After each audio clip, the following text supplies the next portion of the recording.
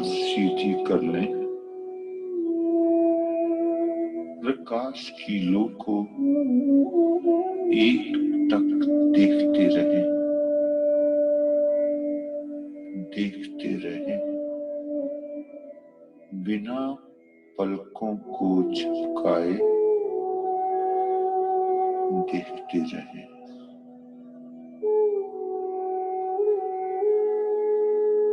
प्रकाश को अपनी दोनों आंखों के बीच में स्थित कर लें। अपनी आंखों को बंद कर लें। प्रकाश अब मुझ में है। प्रकाश को धीरे धीरे अपने हृदय की ओर लेकर जाएं।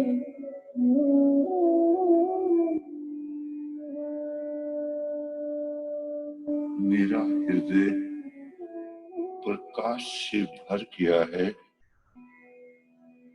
मेरा हृदय पवित्र हो रहा है। मैं अपने हृदय से केवल अच्छे विचारों को ही स्थान दूंगा।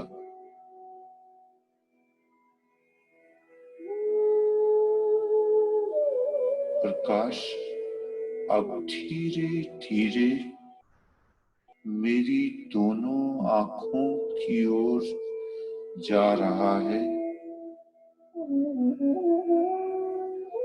मेरी आंखें प्रकाश से भर गई हैं।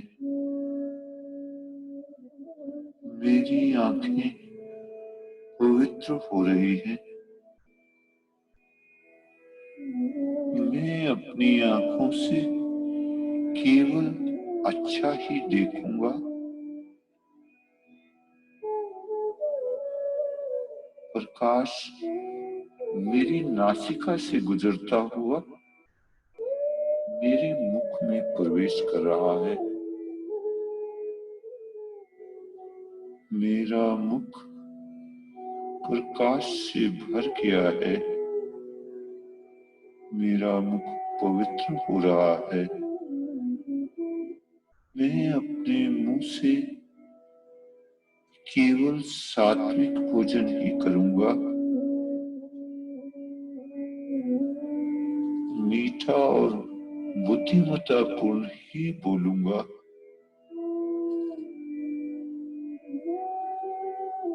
प्रकाश अब मेरी दोनों कानों में प्रवेश कर रहा है। मेरे कान पवित्र हो रहे हैं। मैं अपने कानों से केवल अच्छा ही सुनूंगा। प्रकाश अब मेरी भुजाओं से होता हुआ मेरे हाथ की उंगलियों के अंतिम छोर तक पहुंच रहा है। मेरे हाथ पवित्र हो रहे हैं। मैं अपने हाथों से केवल अच्छे कार्य ही करूंगा। प्रकाश अब मेरी दोनों टांगों से मेरे पैरों की उंगलियों के अंतिम छोर तक पहुंच रहा है।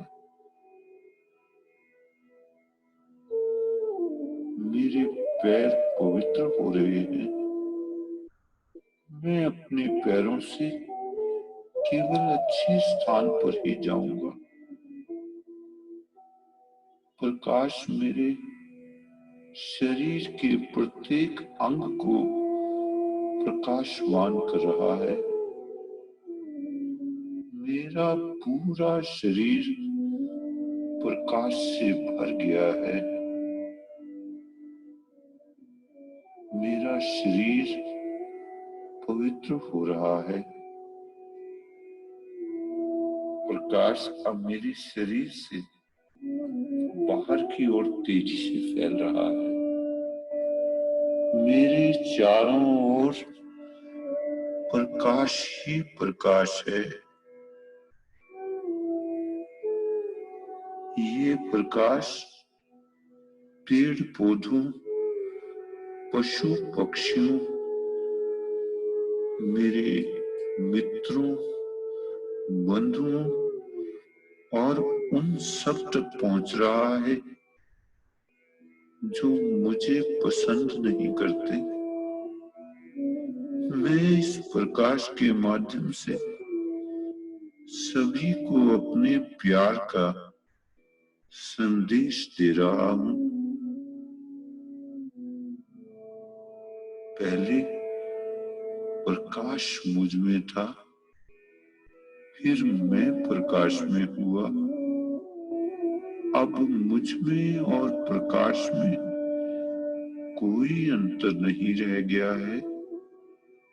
मैं ही प्रकाश हूं। I am the light. भगवान मुझे आशीर्वाद दे रहे हैं।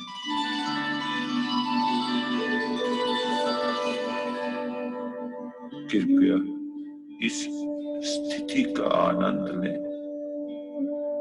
आनंद लें।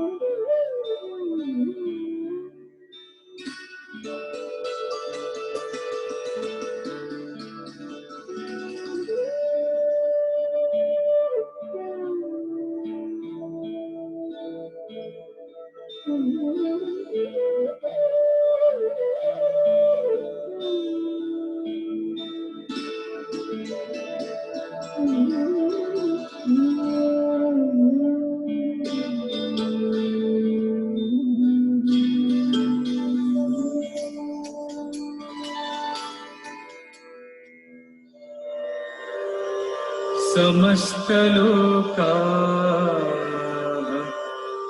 सुखिनो भवन्तु। समस्त लोका सुखिनो भवन्तु। समस्त लोका सुखिनो भवन्तु।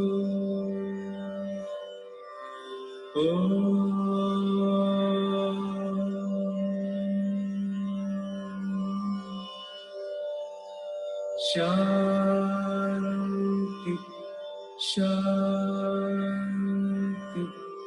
शांति।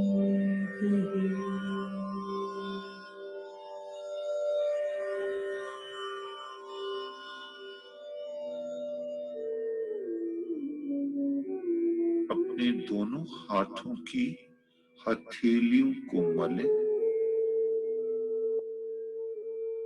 और हथेलियों से अपनी आंखों को ढक लें। अब धीरे धीरे आंखों को खोलें।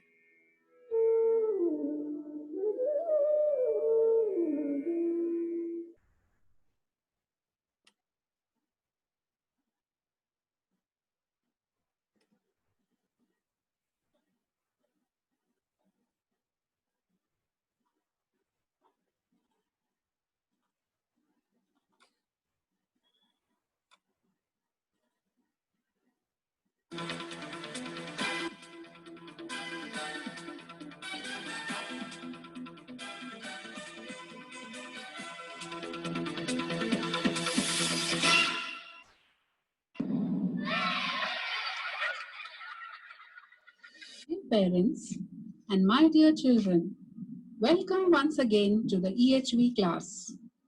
I'm sure you are eager to know what we have for you today. So let me tell you that today Your two very lovely teachers, Mrs. Deepti Mehra and Mrs. Shalini Diwan, are going to educate you through a very interesting way. Yes, they are going to present a puppet show. Wow! So let's join the puppet show. And dear parents, after the show, students may leave the session as the second part of the session is for the parents only. Thank you. So let's begin with our puppet show.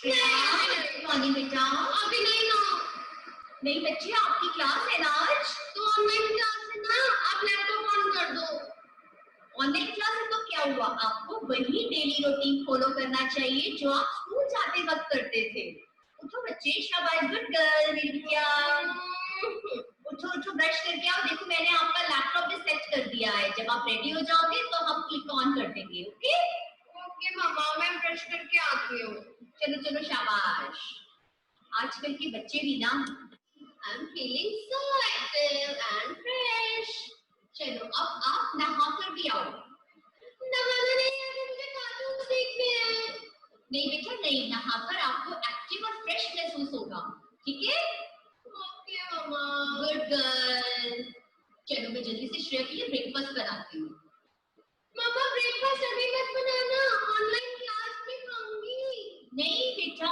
Class के वक्त तो खाना बिल्कुल नहीं खाना आप पहले ही खाकर रखो ना तो उस वक्त तो फिर डिस्टर्बेंस होगी आपको कुछ समझ नहीं आएगा और मैम भी बहुत नाराज हो जाएंगे अगर मैम को पता चल जाएगा तो कोऑर्डिनेटर मैम यस बेटा कोऑर्डिनेटर मैम नाराज हो जाएंगी ओके मम्मा तो आप मुझे खाना दे दो ये लो यम यम यम यम यम यम यम यम यम हाँ मम्मा खाना तो बहुत टेस्टी और हेल्दी था देखा चलो अब आपका लिंक ऑन कर रही हूँ आप अपनी क्लास अटेंड कर दो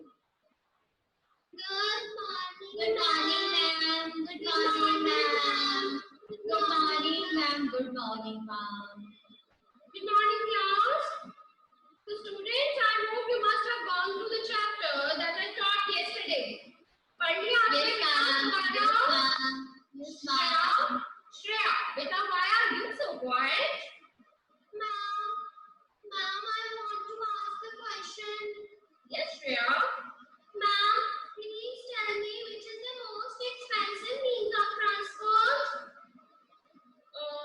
Shreya, बेटा ये बात तो मैंने कल की क्लास में बताई थी आप ध्यान नहीं दे रहे थे क्या बेटा you have to be very attentive during the class the most expensive means of transport is air transport excuse me Deepti ma'am sorry to interrupt you yes Shalini ma'am ma'am as I can see Fire and Nisha are chatting and sharing the recipe of cake in the chat box sharing a recipe of a cake Fire and Nisha what is this beta beta is this a platform to share the recipes shall I contact your parents अभी बनाती हूँ तुम्हारा cake और खिलाती हूँ पूरी class को मैं don't do this be attentive in the class and don't waste time sorry ma'am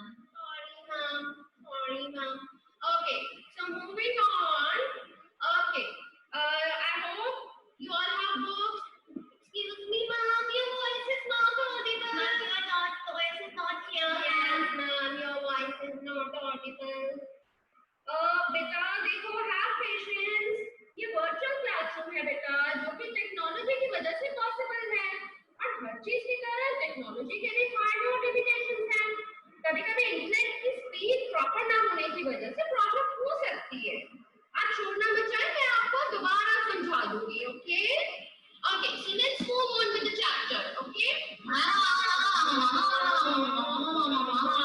okay so that's all for today beta we will meet tomorrow again okay goodbye for now goodbye ma'am goodbye ma'am EVS की class हो गई कैसी रही बेटा mama EVS is too difficult I can't do it EVS is very interesting और EVS का मतलब अपने आसपास की चीजों के बारे में जानकारी होना जो कि आजकल के टाइम में तो बहुत जरूरी है तो श्रेया आपको तो ऐसे कहना चाहिए mumma I will train my brain in learning EVS I will train my brain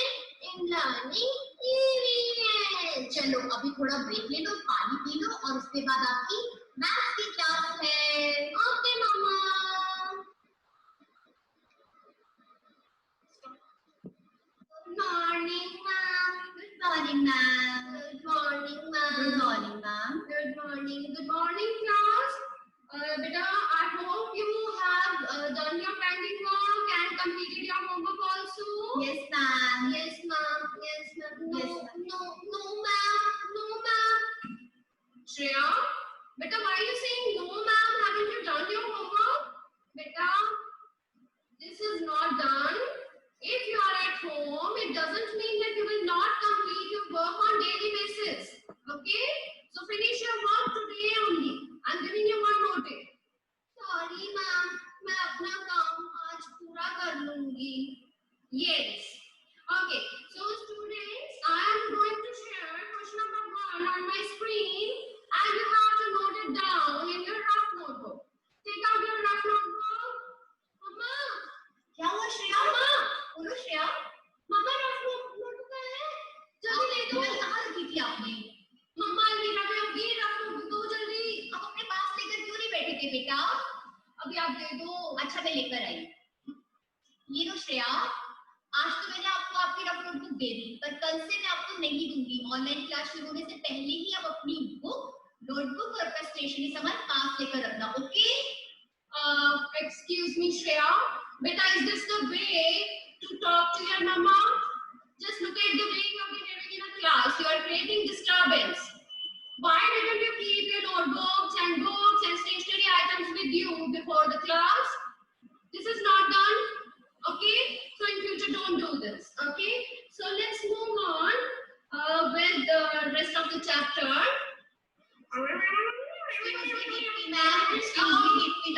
Yes, Akshita and Harshita scribbling on the screen, and that's why other students are not able to see it.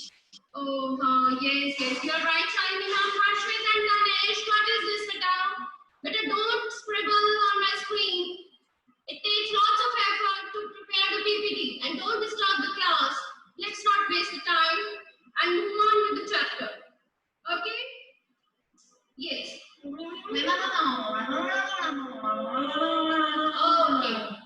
Okay, students. So this was all. That was all for today. We'll meet tomorrow. Okay. Goodbye for now. Goodbye, ma'am. Goodbye, ma'am. Bye, ma'am. Bye, ma'am. Class over हो गई. Class over हो गई.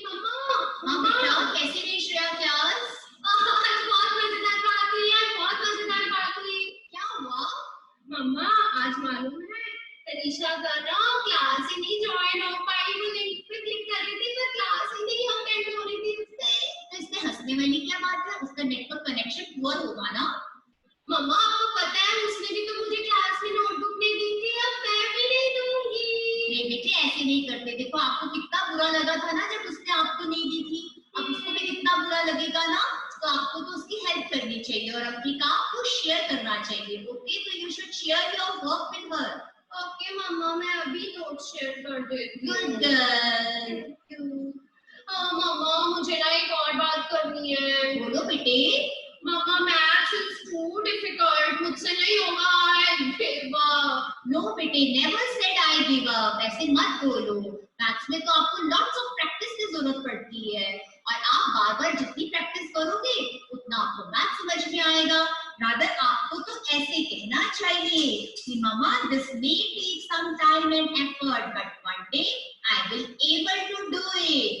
मम्मा practice तो करती हूँ पर आप देखते हो ना कितनी मिस्टेक्स हो जाती हैं. बच्चे मिस्टेक्स से तो पता चलता है कि आपका कौन सा कांसेप्ट क्लियर नहीं है.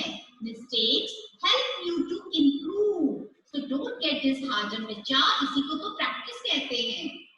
ओके मम्मा. ओके आज मुझे 2 बार डांट पड़ गई क्लास में. ईवीएस में भी मैथ्स में भी. तो बच्चे ये आपकी गलती थी ना. आपको प्रिपेयर होकर बैठना चाहिए. देखो टीचर्स लोग कितनी मेहनत करते हैं. वीडियोस बनाते हैं, पीपीटी बनाते हैं, लेसन प्लान प्रिपेयर करते हैं और उनके पास बिल्कुल भी टाइम नहीं होता क्लास के दौरान वेस्ट करने के लिए. तो you should also be ready at that time. Okay, beta? Okay, mama. So, students, आज आपने इस सेशन में क्या सीखा? आज आपने ये सीखा कि आपको अपनी कन्वर्सेशन में कभी भी नेगेटिव वर्ड्स यूज नहीं करने हैं. Okay? You have to use positive words only. Like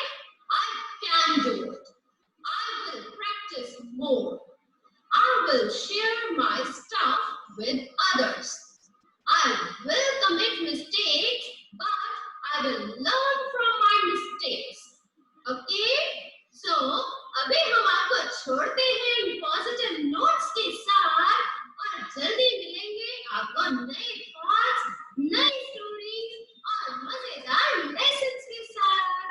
Enjoy your day, have fun, stay happy and stay fine. Stay fit. Goodbye. Bye. Goodbye. Goodbye. Goodbye.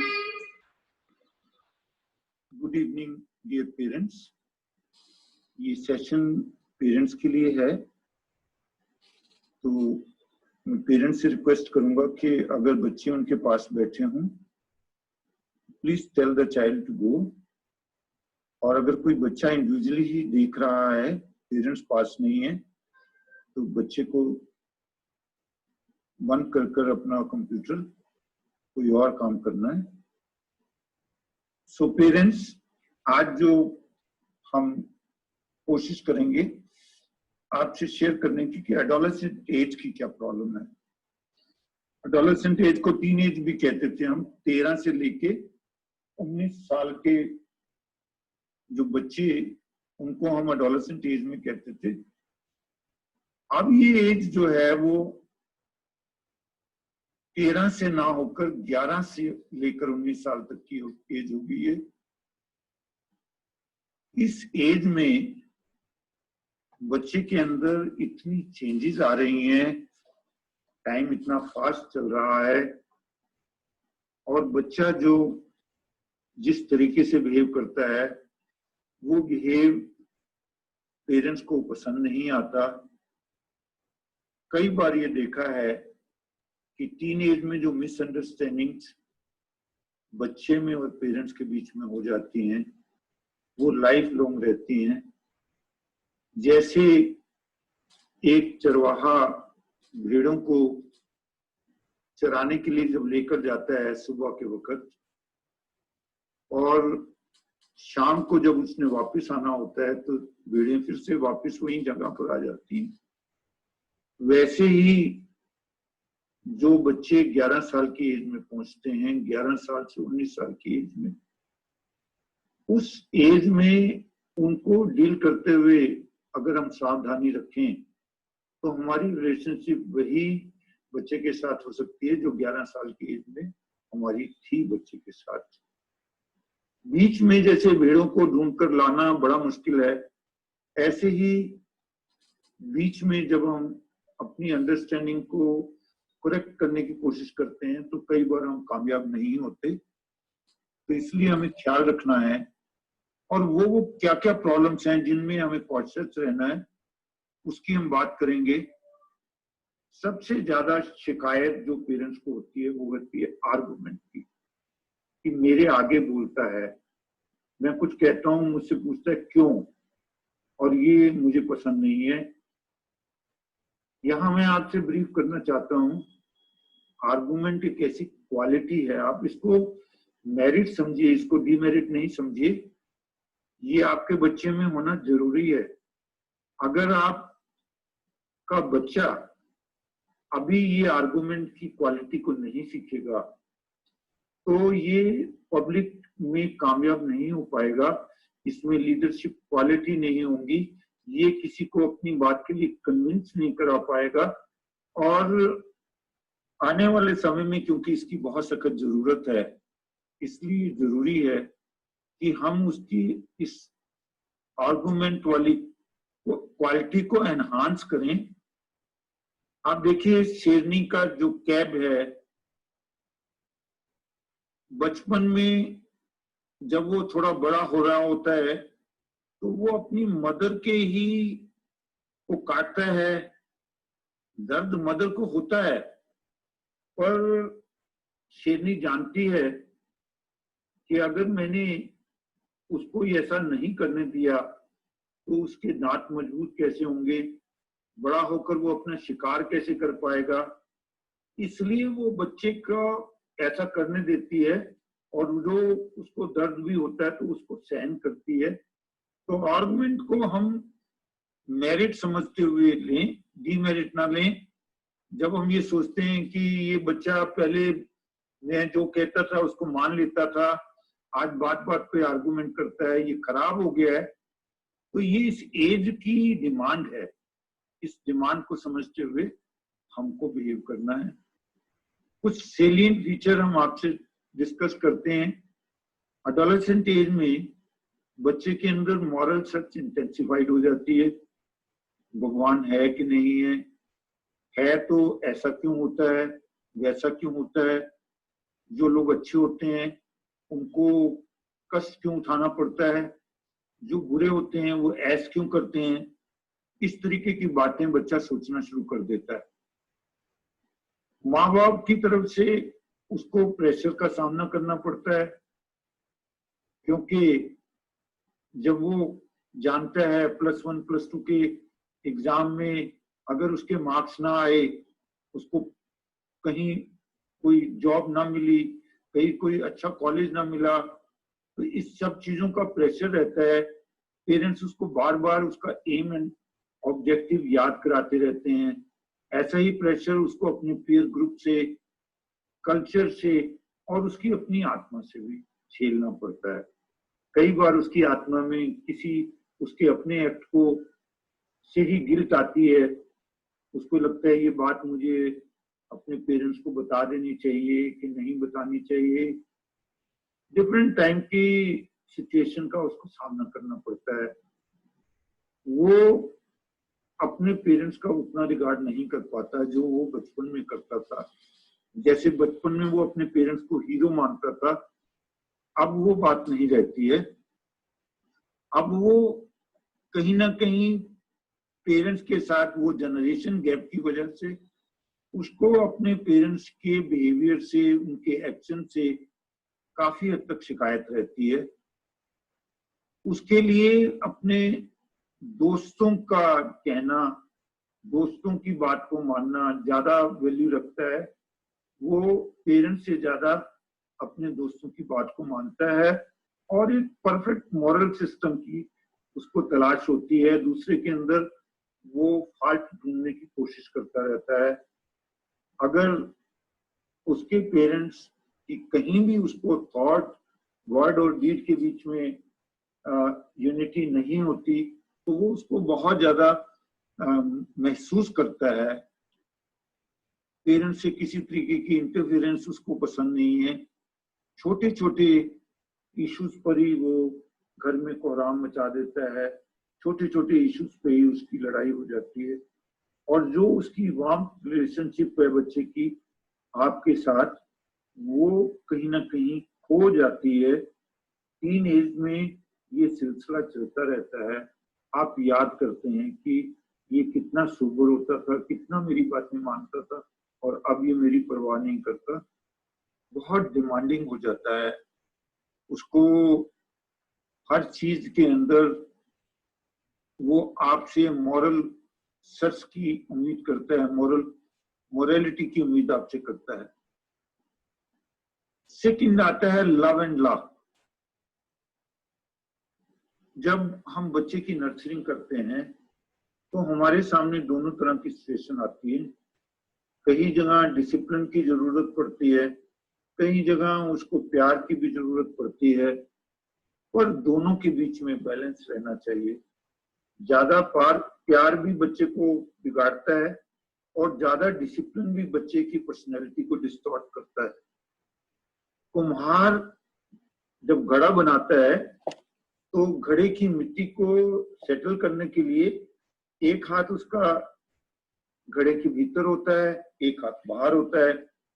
अगर बाहर वाला हाथ ज्यादा भारी हो जाए तो घड़ा छोटा बनता है, और यदि अंदर वाला हाथ ज्यादा खुला हो जाए तो घड़ा टूट जाता है। तो दोनों ही केसेस में जैसे कुम्हार बैलेंस बनाकर रखता है, एक उसका हाथ लव का और एक हाथ ला का रहता है, वैसे ही पेरेंट्स को चाहिए कि दोनों चीजों के बीच में बैलेंस बनाकर रखे। ज्यादा प्यार या ज्यादा मार दोनों बच्चे को बिगाड़ देती है।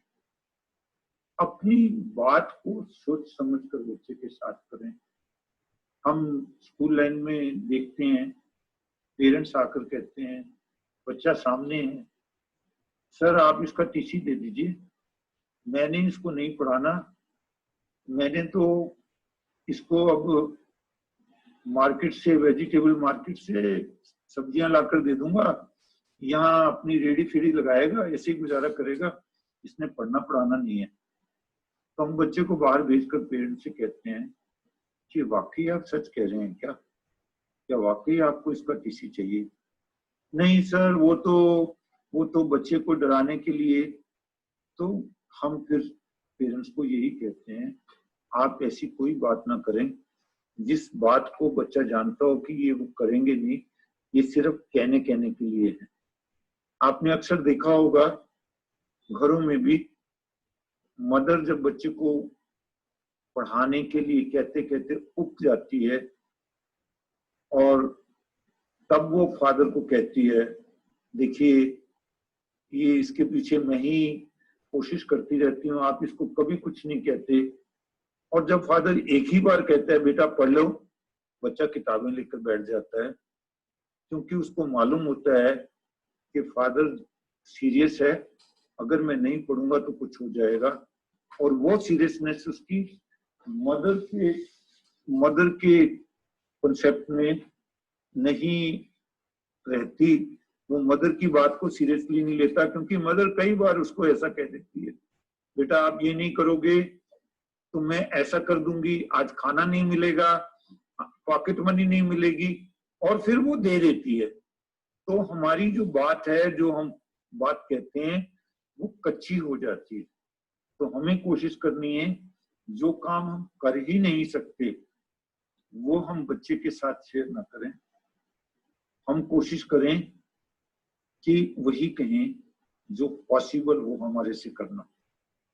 मेरे एक मित्र थे साइकेट्रिस्ट, एक बार वो बच्चे के साथ अपने जा रहे थे कार में, और बच्चे कार में बहुत शोर मचा रहे थे। उनके मुंह से निकल गया, बेटा चुपचाप बैठो नहीं मैं कार से बाहर फेंक दूंगा तुम्हें। बच्चे भी साइकेट्रिस्ट के थे, उनको मालूम था कि कोई भी माँ बाप अपने बच्चों को कार से बाहर नहीं फेंक सकता, तो उन्होंने शोर करना बंद नहीं किया। बड़ी दुविधा में आ गया हमारा वो साइकेट्रिस्ट दोस्त। फाइनली उसको एक डिसीजन लेना पड़ा। उसने एक खाली जगह पर कार रोकी, दोनों बच्चों को कार से बाहर रखकर ऐसा शो किया जैसे वो उनको छोड़कर जा रहा है। थोड़ा उसने सेफ्टी पॉइंट ऑफ व्यू से ऐसी जगह पर कार रखी जहां पर थोड़ा रिस्क फैक्टर कम हो। तो इस तरीके से उसने एक लेसन लर्न किया, बच्चों ने भी एक लेसन लर्न किया। उसने ये लेसन लर्न किया कि मुझे ऐसी कोई बात नहीं कहनी जिसको मुझे करना पॉसिबल ना हो, और बच्चों ने ये लेसन लर्न किया कि मेरे पापा जो भी कहते हैं वो कर देते हैं। तो ये दोनों के माइंड में रहना चाहिए, आप जो कह सकते हो, जो कर सकते हो वही कहो, और ये इंप्रेशन बच्चे के मन में होना चाहिए। आप कभी भी किसी भी, इवन गेम्स में भी, खेलते हुए भी, कहीं भी कोई भी ऐसा एक्ट ऑफ चीटिंग या वो आप ना करें जिससे कि बच्चे के मन में आपके बारे में एक अलग सा इमेज बने। आपका इमेज बड़ा ऑनेस्ट इमेज होना चाहिए। जो कमिटमेंट आप बच्चे से करें उस कमिटमेंट को आप पूरा करें। कमिटमेंट करते हुए 100 बार सोचें। अगर आप कमिटमेंट करते हुए, मान लीजिए आपने बच्चे को कहा बेटा आपके 90% से ज्यादा मार्क्स आएंगे, मैं आपको एक यामा मोटरसाइकिल दिला कर दूंगा, और बच्चे ने बहुत मेहनत की, इंटेलिजेंट था, 90% से बहुत मार्क्स आ गए। अब जब वो आपसे मोटरसाइकिल मांग रहा है तो आपको डर लग रहा है कि ये मोटरसाइकिल चलाएगा तो इसका एक्सीडेंट ना हो जाए, इसको कोई नुकसान ना हो जाए। तो इस तरीके की कमिटमेंट करने से पहले आपको सोचना चाहिए था। तो कमिटमेंट करते हुए बहुत अपने केयरफुल रहें और कोई ऐसी कमिटमेंट ना करें जो आप पूरा ना कर सकें। छोटी छोटी चीजें बच्चे की, आपको लाइफ में ऐसी कई नाते हैं जहां आपको अटेंड कर सकते हैं। आप उसको, उसके सिर में दर्द हो रहा है, उसको दवाई दे दी, उसको पानी का गिलास दे दिया, उसकी सिर को दबाने की कोशिश की। तो ये सारी चीजें जब आप बच्चे की छोटी छोटी चीजों को ख्याल रखते हैं तो वो आपके लिए एक पॉजिटिविटी का काम देती हैं। इसका हम ख्याल रखें। जब भी आप देखें, जनरली हम कोशिश करते हैं कि हम बच्चे को उसके बर्थडे पे या कहीं भी अगर हम उसको पैसा देंगे, कॉस्टली चीजें देंगे, तो वो हमारी ज्यादा इज्जत करेगा। तो यहाँ मैं आपको ये बताना चाह रहा हूँ, बच्चे को आपकी प्रेजेंस की ज्यादा जरूरत होती है, आपके प्रेजेंस के बनिस्बत। आपने देखना है, आप कंपनसेट नहीं कर सकते किसी को बच्चे को गिफ्ट देके, आप अपनी जो कमी है उसको पूरा नहीं कर सकते। इसका आप ख्याल रखें। आप बच्चे के ऊपर इन्वेस्ट करने की बजाय बच्चे के अंदर इन्वेस्ट करें। मदर्स को देखा है, वो बच्चे की ड्रेस के मामले में चूजी हैं, बच्चे के हेयर स्टाइल के मामले में चूजी हैं, बच्चे के लिए ऊपरी एक्सटर्नल जो है उसकी लुक, एक्सटर्नल उसकी क्वालिटीज, उसके ऊपर ज्यादा जोर दे रहे हैं आप। उसके अंदर संस्कार डालने की अगर आप कोशिश नहीं कर रहे, तो ये सब जो आप उसके ऊपर इन्वेस्ट कर रहे हैं, ये बेकार है। आपको बच्चे के अंदर इन्वेस्ट करने की कोशिश करनी चाहिए। और अगर वो इन्वेस्टमेंट के लिए आपके पास समय ना हो, आपके पास आर्ट ना हो, तो किसी की भी मदद लें, लेकिन बच्चे के अंदर इन्वेस्ट करना बहुत जरूरी है। आपको कुछ शब्द याद करना है बच्चे की प्रेज के लिए, क्योंकि अक्सर देखा गया है कि जब ऐसा मौका आता है जब हमें बच्चे की तारीफ करनी चाहिए, तो कई बार हम कंजूसी कर जाते हैं, कई बार हम उन वर्ड्स का सही टाइम पर इस्तेमाल नहीं करते। रिवार्ड और पनिशमेंट को सही टाइम पर देना बहुत जरूरी है। Well done, remarkable, excellent, super job, I am proud of you, you make me happy, bravo, creative job, outstanding, looking good, I knew you can do it. ये इस तरीके के शब्द हैं जो सही टाइम पर अगर आप बच्चे के साथ शेयर करें तो बच्चे को बहुत अच्छा लगता है और वो ऐसे अच्छे काम करने की कोशिश करता है जिससे आप उसको प्रेज कर सको। तो हमें इसके लिए अपने आप को मेंटली प्रिपेयर करना है। बच्चे को कुछ अच्छा करते हुए देखने की कोशिश करें। अक्सर हम लोग बच्चे को कुछ खराब करते हुए देखने की कोशिश करते हैं, जिससे हमारे एडोलेसेंट एज में उससे रिलेशनशिप बिगड़ जाती है। माँ बाप बच्चे को पैसा कैसे कमाना है, कितना होना चाहिए, क्या क्या आर्ट्स हैं, इनकी तो कोशिश करते हैं, लेकिन ये सिखाने में चूक जाते हैं कि पैसे की कीमत कहाँ तक है, किस टाइम के बाद पैसा उनके काम नहीं आएगा। तो ये चीज सिखाना बच्चे को बहुत जरूरी है। क्या क्या ऐसी चीजें हैं जो पैसा आपको खरीद के नहीं दे सकता। आपको पैसा कंफर्ट दे सकता है पर आपको पीस नहीं दे सकता। आपको पैसा बेड दे सकता है पर आपको स्लीप नहीं दे सकता। आपको शॉर्ट टर्म गेन में पैसा कुछ कर सकता है पर लॉन्ग टर्म गेन में आपकी जो वैल्यू दी गई है वो बच्चे को काम आती है। तो हमने देखना है बच्चे को किस तरीके से तैयार करना है, कैसे वो अमाउंट को, कैसे वो पैसे का यूटिलाइज करे, कहाँ यूटिलाइज करे, कहाँ ना करे। ये सब चीजें हमें बच्चे के अंदर इनकलकेट करनी है। उसको सभी धर्मों का आदर करना सिखाएं, उसके अंदर देखें, इंट्रोस्पेक्ट करें। आप उसको इंट्रोस्पेक्शन सिखाएं, सेल्फ ऑडिट सिखाएं। ये सब चीजें उसकी ग्रोथ के लिए बहुत जरूरी हैं। पॉजिटिव स्टेटमेंट अपने बारे में, अपने परिवार के बारे में ये उसको बताएं। अपने बड़े भाई की, छोटे भाई की, दादा, चाचा, ताऊ, मामा, इन सब में जो पॉजिटिविटी है वो उससे करें। अक्सर हम देखते हैं बच्चे के सामने हम जब अपने एक्सटेंडेड फैमिली के किसी के बारे में कुछ चुगली करते हैं, कुछ गलत बोलते हैं, तो ये बच्चे को बिगाड़ती है। उसका हम ख्याल रखें। बच्चे की कनेक्टिविटी अपनी एक्सटेंडेड फैमिली के साथ बनी रहे। उसको जितना प्रमोट आप कर सकते हैं वो करें। उसको अपनी क्लीनिनेस के लिए सेल्फ रिस्पॉन्सिबिलिटी उसको दें, पर्सनल स्पेस दें। ये नहीं कि आप अपने शूज पॉलिश कर रहे हैं तो बच्चे के शूज भी आप पॉलिश कर रहे हैं। कोशिश करें बच्चे को अपना काम खुद करने दें, उसकी जिम्मेवारी उसको सौंपें, उसको टाइम की, मनी की, एनर्जी की और फूड की मैनेजमेंट सिखाएं। अक्सर देखा है बच्चे खाना झूठा छोड़ देते हैं, उनको सिखाएं पहली हेल्प में उतना ही लें जितनी भूख लग रही है, सेकंड टाइम में ले सकते हैं।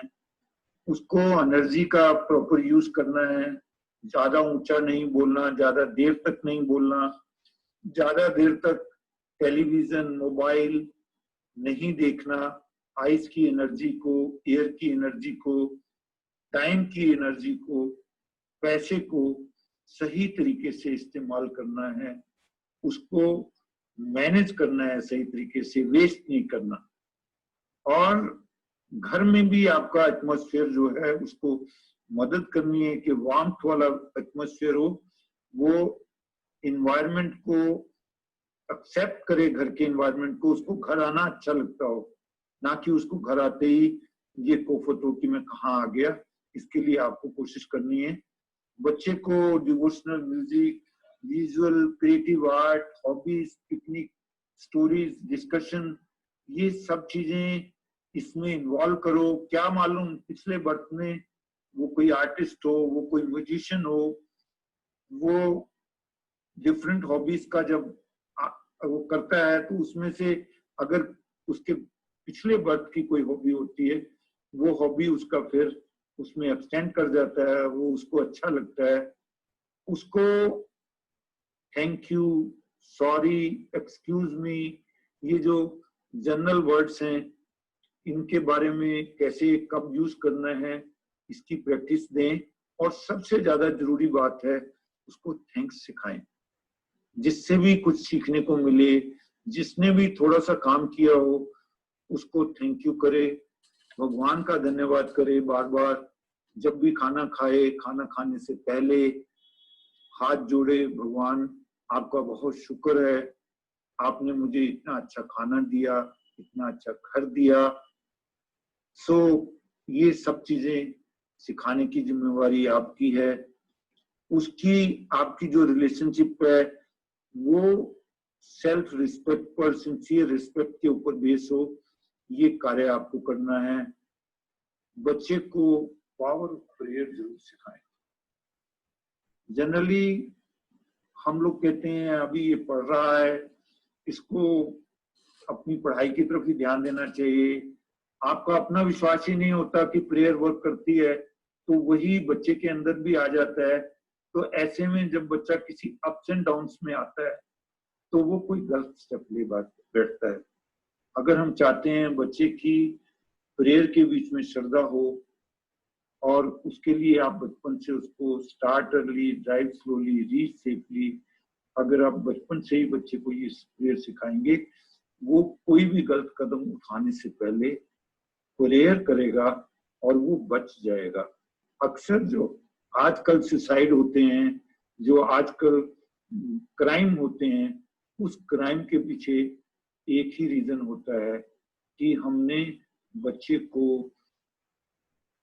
पावर ऑफ प्रेयर नहीं सिखाई होती। हम बच्चे को कभी अपने साथ कहीं टेंपल में, कहीं मॉस्क में, कहीं गुरुद्वारे में लेकर नहीं जाते और उसको इसका एक्सपीरियंस नहीं होता।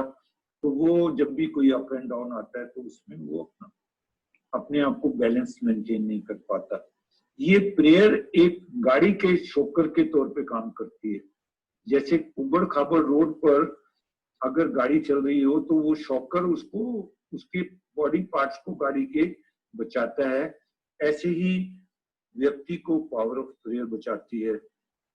कूल रहें, उसकी बात को ध्यान से सुने, एक फैसिलिटेटर का काम करें, उसका काम खुद करने की कोशिश ना करें, उससे ही करवाएं।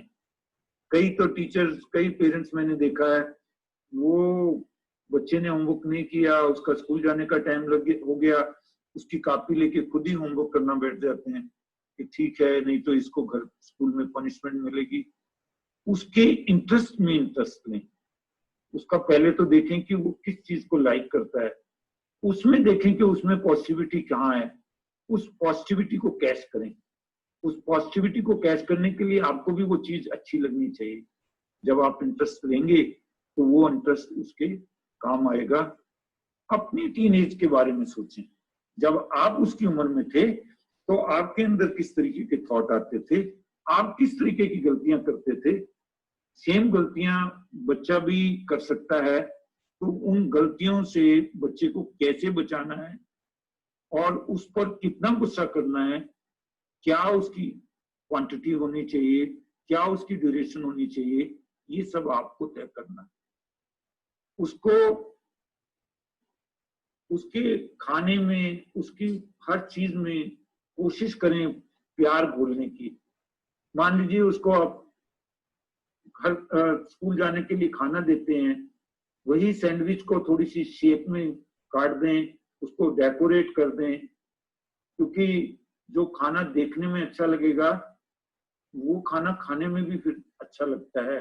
तो ऐसे छोटे काम, जिन चीजों में आप समझते हैं बच्चा वेजिटेबल नहीं खा रहा, तो किसी चीज में मिक्स कर कर किसी तरीके से उसको जो विटामिन की, उसको जो डिफरेंट तरीके के कार्बोहाइड्रेट, फैट्स जैसी जरूरत हो, उसके हिसाब से उसको वो मिल जाए, उसकी कमी पूरी हो जाए, इसकी आप कोशिश करें। अगर वो वेजिटेबल नहीं खाता, किसी तरीके से उसकी चॉइस का, जैसे आप घर पर कोई सैंडविच बनाते हैं और कोई बर्गर टाइप से भी आप बनाते हैं, तो वो आप उसमें वो डालकर उसकी वो कमी को पूरा कर सकते हैं। उसको गार्बेज को डिस्पोज ऑफ करना है, इसके बारे में भी उसको बताएं। सफाई उसको बताएं कि सफाई की कितनी जरूरत है। आजकल तो हमारे देश में मोदी जी भी सफाई अभियान के लिए बहुत इंटरेस्ट ले रहे हैं, हमको भी वो इंटरेस्ट लेना है। बच्चे के साथ आपको अगर कोई अच्छी बातें शेयर करनी है तो मॉर्निंग वॉक से ज्यादा अच्छा कोई टाइम नहीं। मॉर्निंग या इवनिंग वॉक में बच्चे के साथ जाएं, उसकी बात को सुने, उसको बात सुनाएं। जो आपको रास्ते में ट्रीज, एनिमल्स, जो भी चीजें मिलती हैं उनमें क्या क्वालिटी है वो उसको डिस्कस करें। और अगर वो कुछ चीज आपको बताना चाहता है तो उसको पूरी तरह से सुने, बल्कि उसकी बात ज्यादा सुने, उसको सुनाने की बजाय। आपकी ये कोशिश होनी चाहिए।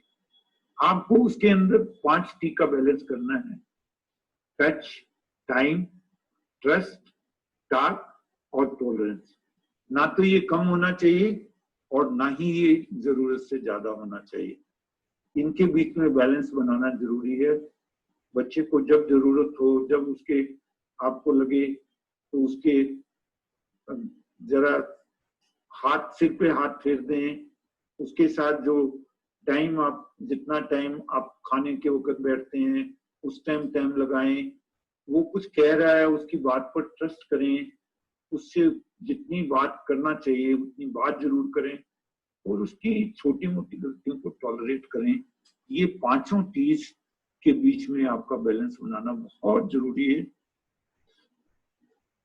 आज आप एक फैमिली हैं, आपका बच्चा उस फैमिली का पार्ट है, और कल को जब आपकी बच्ची का शादी हो जाएगी, बच्चा फैमिली बन जाएगा, तो आप उसके लिए सोसाइटी बन जाएंगे। बेटर है आज बच्चे को सोसाइटी के लिए कंसर्न सिखाइए, ताकि जब वो फैमिली बने तो वो आपकी कदर कर सके।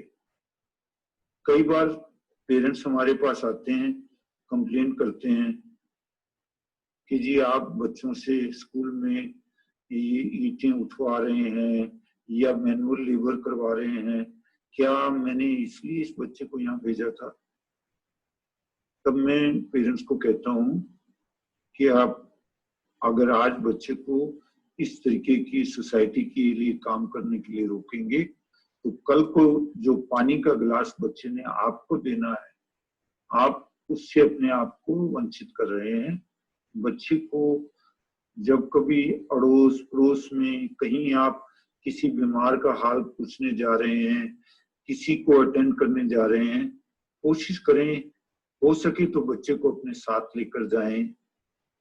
या आप कहीं कोई दान करना चाह रहे हैं, कोई इस तरीके का काम करना चाह रहे हैं, आप ब्लड डोनेट करने जा रहे हैं, बच्चे को साथ लेकर जाएं ताकि वो आपके को देखकर प्राउड फील करे और उसको समझ आए कि मुझे सोसाइटी के लिए कुछ करना है। आज सबसे बड़ी ट्रेजेडी ये है कि हम अपने बच्चों को बहुत सेल्फिश बनाते जा रहे हैं और वो खमियाजा हमें ही भुगतना पड़ता है जब हम बड़े हो जाते हैं। जब बच्चा आपसे पावर छीनने की कोशिश करे, जब वो आपको आपके सामने बागी हो जाए, तो उस टाइम हमने बच्चे से फाइट नहीं करनी, लेकिन उसकी बात भी नहीं माननी। उसका प्रॉपर फंडा है, आपको पोलाइट रहना है बट फन रहना है। अक्सर देखा है जब बच्चा पावर छीनने की कोशिश करता है, जब बच्चा घर में जाकर किसी तरीके से अपनी जिद मनवाने की कोशिश करता है, तो हम गुस्से में आ जाते हैं और फाइनल जो है कई बार हम बच्चे को मारना भी शुरू कर देते हैं, चपत लगाते हैं। उससे बेटर है कि हम अपने ऊपर काबू रखें, उससे पोलाइटली बात करें, बट हमारी बात फर्म होनी चाहिए। हमें उसकी जो गलत जो जिद है उसको मानना नहीं चाहिए। जो बच्चे जो भी एक्टिविटी करते हैं और जो पेरेंट्स उसकी एक्टिविटी में अपना कॉन्फिडेंस शो करता है, बच्चे को वो एक्टिविटी करने के लिए अलाउ करता है, उस बच्चों की ग्रोथ अच्छी होती है, ग्रूमिंग अच्छी होती है। आपको अपने बच्चे की एबिलिटी पर थोड़ा कॉन्फिडेंस होना चाहिए और बच्चे को चांस देना चाहिए कि वो अपने टैलेंट को, अपनी एबिलिटी को वो एंजॉय कर सके, कर सके। कई बार बच्चा कुछ काम करने लगता है, हम उसको रोक देते हैं, ना ना ना ना, इसमें ये तेरे काम की चीज नहीं है। मान लीजिए ग्राउंड में आपका मोवर पड़ा है, घास काटने की मशीन है, उस घास काटने की मशीन को वो छेड़ता है, वो भी घास काटना चाहता है, तो उसको कोशिश करने दीजिए। ज्यादा से ज्यादा क्या होगा, नहीं कर पाएगा। लेकिन हम अक्सर क्या करते हैं, जैसे उसने उसको टच किया, हम कहते हैं बेटा बेटा ये तुम्हारे काम की चीज नहीं है, तुम इसको छोड़ दो। ऐसे ही बच्चा जब छोटे छोटे घर में प्रयास करने की कोशिश करता है, ये सोचते हुए कि ये नहीं कर पाएगा, हम उसको पहली गो में ही मना कर देते हैं। हमको उसको पहली गो में मना नहीं करना। मानकर चलिए जब घर में हार्मनी होगी, आपके थॉट वर्ड डीड में वो होगी, आपके घर में ह्यूमर होगा, तो नेशन में ऑर्डर होगा, और जब नेशन में ऑर्डर होगा तो वर्ल्ड में पीस होगी। तो हमको ऐसा घर बनाना है जिस घर को सब लोग पसंद करें, आप भी, आपके बच्चे भी, उनको घर में रहने में अच्छा लगे।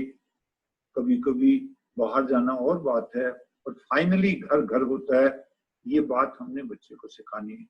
तो डियर पेरेंट्स, कल का हमारा जो टॉपिक है इमोशनल बैंकिंग, हम इमोशनल बैंकिंग में आपको कुछ ऐसे सॉल्यूशंस देना चाहेंगे जो इस एडोलेसेंट एज में, या जो एवरग्रीन सॉल्यूशंस हैं, वो सॉल्यूशंस से आप कुछ ऐसा कर पाएंगे जिससे आपके और आपके बच्चे के अंदर प्यार बना रहे। तो कल का लेसन मिस नहीं कीजिएगा।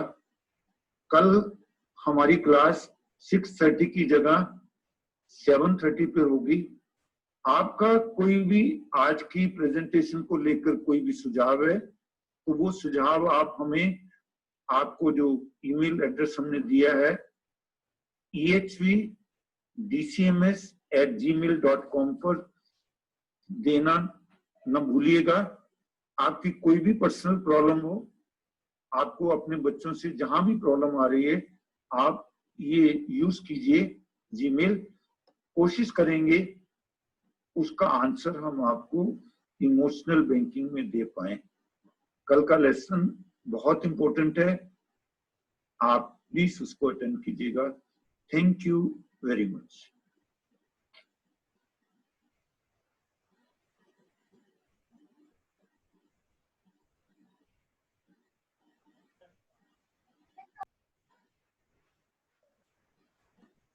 Good evening parents. सबसे पहले तो मैं आप सबको थैंक्स कहना चाहती हूँ कि आप अपना समय निकालकर और हम सबके साथ में जुड़ते हैं। आज का सेशन आप सब मानेंगे कि ये सर के इतने सालों की एक्सपीरियंस का एक निचोड़ है। अगर कहें तो ये एक काढ़ा है कि जिसको अगर हम पी जाएंगे तो हमारी पेरेंटिंग की इम्यूनिटी जो है वो बहुत स्ट्रांग हो जाएगी। और आज का जो हमारे टीचर्स का सेशन था, I would like to thank Deepti ma'am and Shalini ma'am, क्योंकि ये टीचर्स जो हैं हर बार एक नया एक्सपेरिमेंट करते हैं जिसके लिए कि बहुत करेज चाहिए होता है, और इस चीज को मैं अप्रिशिएट करूंगी। Thank you both of you. और बैक एंड भी हमारे बहुत ऐसे टेक्नीशियंस हैं, अनुभव सर हैं जो लगते हैं, तो I would like to thank him also. And thank you parents, thank you children. और कल के सेशन में we would expect maximum parents to be there. Thank you, nice day. Okay, thank you, ma'am. Thank you, Sarika ma'am. Thank you, students. I hope you have enjoyed the session today. Thank you all. Thank you, parents. Thank you. Bye. Okay. Thank you. Thank you. Bye, ma'am. Bye, sir. Thank you, ma'am.